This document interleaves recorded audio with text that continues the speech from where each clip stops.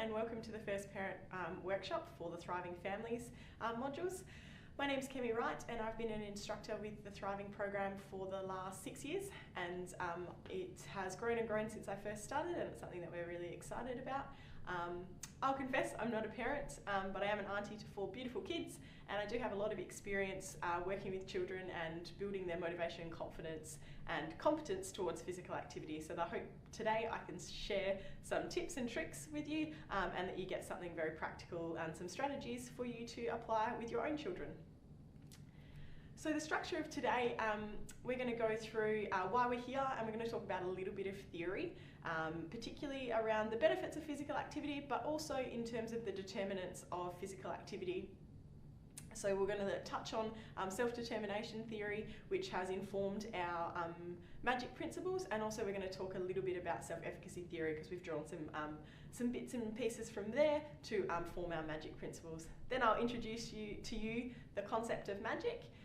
And then we're just going to finish off this very short video with a little bit of a reflection activity so you can have a think about your own interactions with your kids and how you might be able to apply some of the magic principles. In the videos to come, we're going to talk specifically around the strategies you can use within magic and how you apply some of those. And we'll go through some activities and some videos so that we can show you sort of some different ways to go about your interactions in terms of the physical activity with your kids. So I'm sure we're all aware about the physical activity benefits. There's the obvious ones which we all know through different health organisations in terms of if we're physically active, we're going to have benefits in terms of reducing our risk of secondary health consequences, and that might include reducing our risk of cardiovascular disease, etc. as we get older. But there's lots of different benefits we can get from physical activity in terms of immediate impacts in our childhood. And there are things around building our confidence and our social skills, in terms of improving our sleep and our mood, and also in terms of improving concentration and learning, which is really, really important in kids. And it's important to remember that physical activity isn't just dragging your kid to a gym or making sure that we do 60 minutes of high intensity exercise. It can be made up of lots of different things, and these are things like running, skipping, going for a bike ride, even dance, playing on the equipment outside, lots and lots of different things. Ideally we want to make them huff and puff and choose something that they inherently enjoy. So we can target physical activity in many different ways. And I want to introduce this concept to you called physical literacy. We know that in order to be physically active and to be physically literate, we don't just need the competence to move. So that means that we don't just have to be good at moving or good at a particular sport. We also need to feel confident in our abilities, and we also need to be motivated to go and do it. If you give them an activity that they're not motivated to do, they're probably not going to do it unless we really force them, which isn't really what we want to be encouraging in terms of our physical activity. And so it goes into this sort of spiraling motion. So ideally we want kids to be competent, and then we want them to have the confidence to move, and then also be motivated to move as well. And we know that this doesn't happen in all children.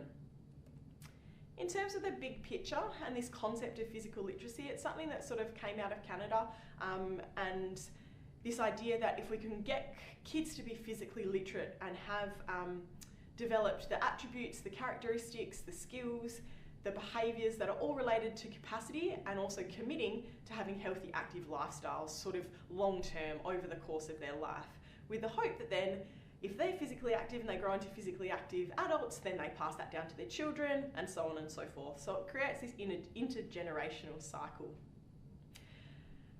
Now we know, obviously I've already talked about the benefits in terms of academics, in terms of health, and hopefully all kids that are physically literate have that flow-on effect and that benefit to their life. But we know that kids don't always go in that nice smooth trajectory, and we know some of the kids that struggle with physical literacy. So it's about how do we identify those kids and how do we give them the tools and the strategies to hopefully get back onto that nice little course where we can improve their physical skills, their physical literacy, and get them back to being physically active children and then hopefully adults.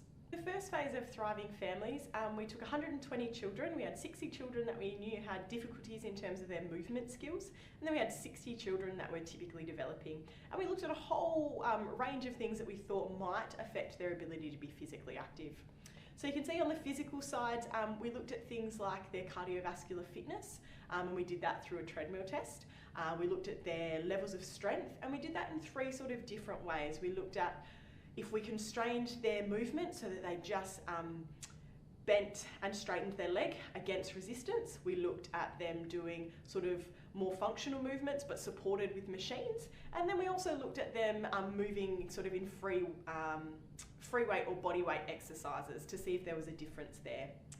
We also looked at their hypermobility, with the thought being that maybe if it's harder to control their joints in space and control ranges of motion, then it might be harder for them to move, and that might be a reason. And then we also looked at body composition. And some of the literature sort of coming out was saying that these kids might be larger, and therefore that's why it was harder for them to move, and therefore they were less likely to be active. But we were also interested in terms of their lean mass. So if they have less muscle mass, maybe it's harder for them to coordinate movement, or maybe it's harder for them to be physically active, they might fatigue quicker, those sorts of things. And that's why we were interested in body composition.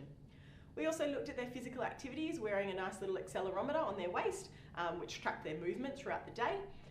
And then in terms of their psychosocial elements, we looked at things like their confidence. Are they less confident to move? Do they feel like they're less able and therefore they're not really participating as much? Do they enjoy physical activity any less? So, and then we also looked at their predilection. So that's things like if we gave them the choice of sitting on the iPad playing a game to going outside and being involved in, say, active sports, which one would they choose? And then we also asked them about levels of parent support. So we asked them questions like, does mum and dad drive you to places where you can be active? You know, do they model certain activities? So we looked at all different things around parent support. And what we found was really, really interesting. So in terms of the physical elements, some of them would be probably what you would think, and certainly what we were sort of expecting. So in terms of their fitness, they had lower levels of physical fitness on the treadmill. They tended to stop earlier, and they had lower levels of cardiorespiratory fitness. In terms of their strength, we found something really, really interesting. So if we constrain their movements to a really, really simple movement, as I said, just bending and straightening the leg against resistance, there wasn't really much of a difference between those kids that we knew had movement difficulties and those kids that were typically developing. But when we took it one step further and we put them on machines, which is sort of multiple joints moving to execute a movement, there started to be a little bit of a difference in terms of their strength. And then when we took them to the third level, where they were moving their body weight in space, doing things like a squat, a push-up, a suspended row, there was a big difference in their strength, meaning that as we got more complex with the movement, it seemed to be that there was a greater disparity in strength. Interestingly, they weren't more hypermobile. There were some kids that had really, really high proficiency, that had high levels of mobility, and then some kids that had lower movement proficiency who were also maybe a little bit more hypermobile. And then there were lots of kids that were sort of in between, so there wasn't really anything there. In terms of their body composition, we didn't actually find that they had less muscle mass or lean mass. But we did find that that some of the kids were had slightly higher fat mass. And that might be an indication because they were less physically active, perhaps they were carrying a little bit more weight than the typically developing peers. Which is interesting in itself because we obviously want to try and get them to hold a healthy weight and encourage physical activity so that they are getting those health benefits that we talked about earlier. We did see a difference in their physical activity via the accelerometers, meaning that they were less physically active in terms of their moderate and vigorous activity day to day. But probably something that we weren't expecting, and what we have found really, really interesting in that first phase was the psychosocial elements that we looked at. So in terms of their confidence, there was a big difference. They weren't as confident as their typically developing peers when we asked them about engaging in physical activity or how they saw themselves when they were physically active. But even more interestingly is that they didn't enjoy physical activity any less. So when they were engaging, they were enjoying it as much as typically developing kids, but they weren't as confident to even begin or to start being physically active. And then the predilection there, we can see that if we gave them the choice, they would choose something that was more sedentary or something sort of not being as physically active rather than choosing physically active. And that kind of makes sense if you think about their confidence. I certainly know that if I'm not confident in something, I'm probably less likely to go and do it than if it's something I'm confident at and I feel like I'm able to participate. And that's sort of why we think that predilection also came out there. So I guess the tone of the video and of how we've sort of created these magic principles is that we think that if we can target their motivation and their confidence, then that in turn will probably inform their predilection. If I'm more confident, I'm probably more likely to begin physical activity or engage in physical activity.